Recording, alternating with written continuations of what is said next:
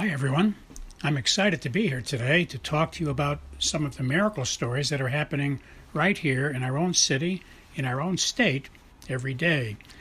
My name is Tony Kausha, and the title of our show is Tony's 50,000 Coincidence Miracles.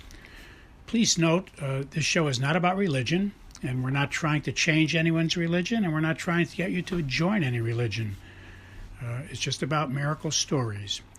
I don't know of any religion on the planet that doesn't talk about miracles. That's why religions begin, because they have something that's telling them there's really a God. But we're not going to get into that. We're going to just talk about miracles and leave the decisions about all that up to you. So we don't care what religion you are. We just want to talk about miracles. If you are an atheist, I think you'll enjoy the program as well, although I can't guarantee you'll remain an atheist very long after you hear many convincing stories, coincidence kinds of stories about miracles.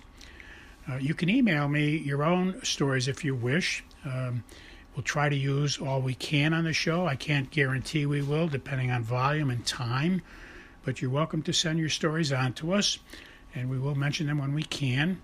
You can send them to the following email address. But please notice that if we do use your story, we won't mention your name. We'll keep you anonymous. And we suggest that in your story, when you send it to us, don't use your correct name. That way anyone listening will not be able to figure out that it was you that sent the story in. The email address you can send your stories to is very easy to remember. It consists of 2 words and 3 numbers. The first word is Tony, spelled Tony, and the second word is and, spelled AND, and the numbers are 777. So once again, the name is Tony and 777 at AOL.com. Well, let us begin. Our first coincidence miracle today is from someone who lives in Connecticut. A grandfather sent a text to his grandson who lives in Florida, a text wishing him a happy birthday, and they're both prayerful people. So it was a message of, may God bless you on your birthday in some special way. So it was a spiritual kind of a wish. And the grandson texted right back and said, Papa, as soon as I got your text wishing me happy birthday, a car pulled in front of my car at the intersection and had a license plate 777. And as you listeners may know by now, 3 sevens is the holiest number in history, been held that way for thousands of years. And Bethlehem is 777 meters above sea level, where Christ was born. So it's very symbolic and very meaningful that they both were doing this happy birthday prayerful wish for a miracle, and this number shows up at the intersection where the grandson is actually getting the text message. Our next coincidence miracle is from someone who was shopping. A woman was shopping, and she noticed someone next to her had dropped some bananas on the floor, and she got inspired to go over and help and reach down, pick them up. And the woman thanked her profusely because she said she just developed a bad back and it's very difficult for her to bend down. So it was kind of a miraculous thing that this woman was nudged and prompted to go over and help someone, and then finds out that it was dire need, really. And the reason they shared it with us is because when they got to their car and they saw a car parked next to theirs with a license plate number 777. So already today we've got 2 miracles about people noticing license plates and the most perfect number, 777. It's attributed to be God's number because it's the holiest number. And some of you out there may know that the number 666 is assigned and attributed to the devil. So it's symbolic. The numbers are all symbolic. Numbers are numbers. Your P.O. box could be 666. It doesn't mean it's the devil's house. But that's because numbers are successive numbers. But when you're asking God for clues and you see numbers 777, it typically tells you that God is nudging you and prompting you to do certain things. Like in this case, for the woman got nudged to pick up the bananas for the other woman who had a bad back. Our next coincidence miracle is a story of someone rushing home after work. They had a family meeting to attend to, and as they were trying to get out of the office, as typically happens, 3 employees stopped them 3 different times on the way out to their car to discuss some important problems. So they got delayed something like 15 minutes. So they said a prayer. When they got to their car, they said a prayer hoping that the traffic would be, smooth sailing, wouldn't be a lot of problems. Maybe they could get all green lights instead of red lights. And turns out they got home exactly on time, and they were amazed by that. And they tell us that they noticed as they were pulling into their driveway at their house that a car coming toward them had a license plate number 555, which means grace. It means the presence of God, 555. It reminds us in the Bible where the angel Gabriel appeared to the Blessed Virgin Mary and said, "Hail Mary, full of grace." Once again, the angel said, "Hail Mary, full of grace." That's why grace means the presence of God. Mary was filled with the presence of God.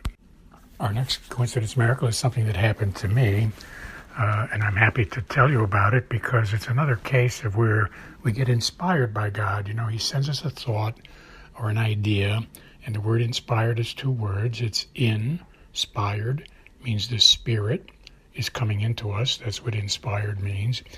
So I'm impressed with what I'm about to tell you. It's because I got inspired. I got a thought in my head, and I felt it was from God to go to the cathedral in Norwich during the week. It was on a Wednesday.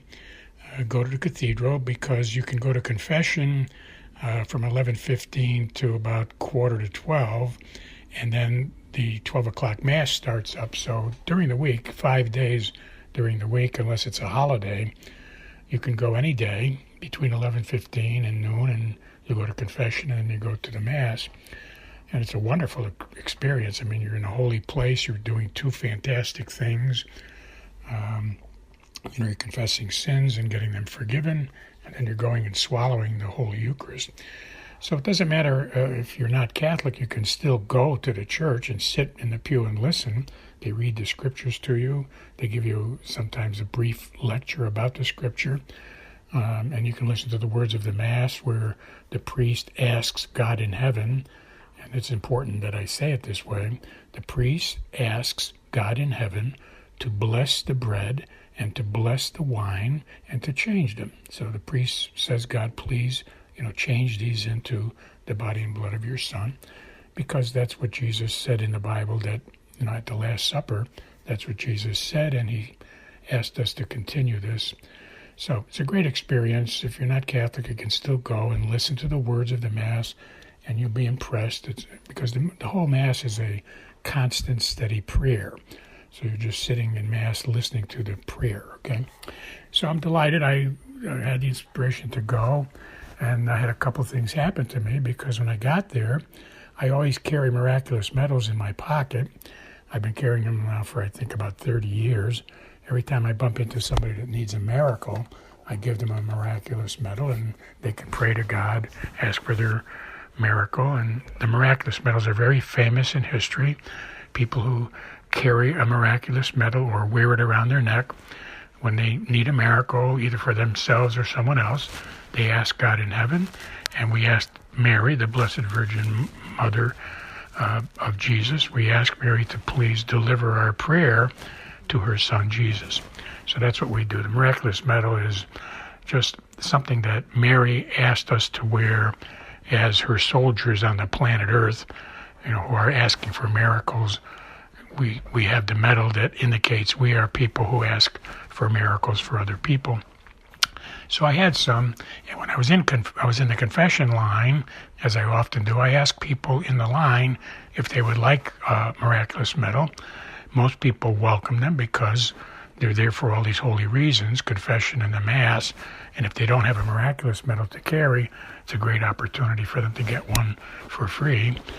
And I did that, and the woman I handed the card to, and I gave her a card about my book and our website and our radio show, And our website is wcatradio.com/miracles/ once again, our website is wcatradio.com/miracles/. And so, as I say, I gave her the medal, and she got a tear in her eye, and she was so grateful because she said she had a terrible need for a miracle in her life, and it's a long story she couldn't get into right now, but she's very grateful. She came here today to church to go to Mass and confession and ask for this miracle, and now she's surprised that God somehow arranged for me to show up and give her a medal. You can Google just the words miraculous medal. Just Google that, and you'll see the history of the medal.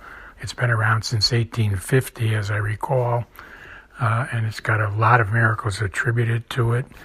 Lots of people will tell you the miracle stories they have by wearing or carrying a miraculous medal. So I'd encourage you to Google it, and you'll be impressed with the historical story of it. And then after Mass, as I was leaving, I was walking out the door to go to my car, and I noticed a woman getting into her car outside. She'd also been at Mass, and I got inspired again. I got a prompting. I've been getting inspired and getting promptings for 55 years now. That's a long time, and I'm never let down. When I get inspired or a nudge or a prompting, and I ask God if it's really Him, and He inspires me what to do, and I do it, I always experience wonderful miracles. And so I saw this woman getting into her car. I got inspired to offer her a card about our book and our radio show and give her a miraculous medal. So I walked over, I said hello, and she piped up immediately and said, "Tony, I read both of your books, and I'm so amazed and fascinated that I'm meeting you today. I didn't know you were in this area." And so we had a nice chat about some things, but she has read both of our books. My picture is on both books, so that's how she recognized me. So we had a delightful discussion. And so instead of this necessarily being a miracle for the other person, it was a miracle for me, because as an author who wrote 2 books and who spent a lot of years giving lectures and preaching about coincidence miracles and all the things that we cover on the radio show here. I've been, giving lectures all around Connecticut in schools and churches and at clubs about all the things we hear on the radio here, and a lot of the coincidence miracles that happen in my life. So after many years of doing that, in this case, God gave me the coincidence miracle because I bumped into someone who told me their life has changed by reading both books. They've been tremendous helps to her. And I'm not surprised, because when I was inspired to write the books, Jesus was constantly nudging me and prompting me to change the wording, change the miracle story. Don't use that story, use a different story. So Jesus was constantly doing that while I wrote the book. So my perspective is, and it's not boastful, it's just true, Jesus wrote the book. I was just simply the typist, and I say that in the book. By the way, you can get a wealth of information if you just Google the title of the book. So just Google the title of the book and you'll get a wealth of information. The title of the book is Tony's 50,000 Coincidence Miracles. Once again, Tony's 50,000 Coincidence Miracles. And 50,000 is written out in numbers, 50,000. So once again, just Google the title of the book. You get a whole list of things you can listen to and read about. Tony's 50,000 Coincidence Miracles. God bless you all. I'll talk to you next week.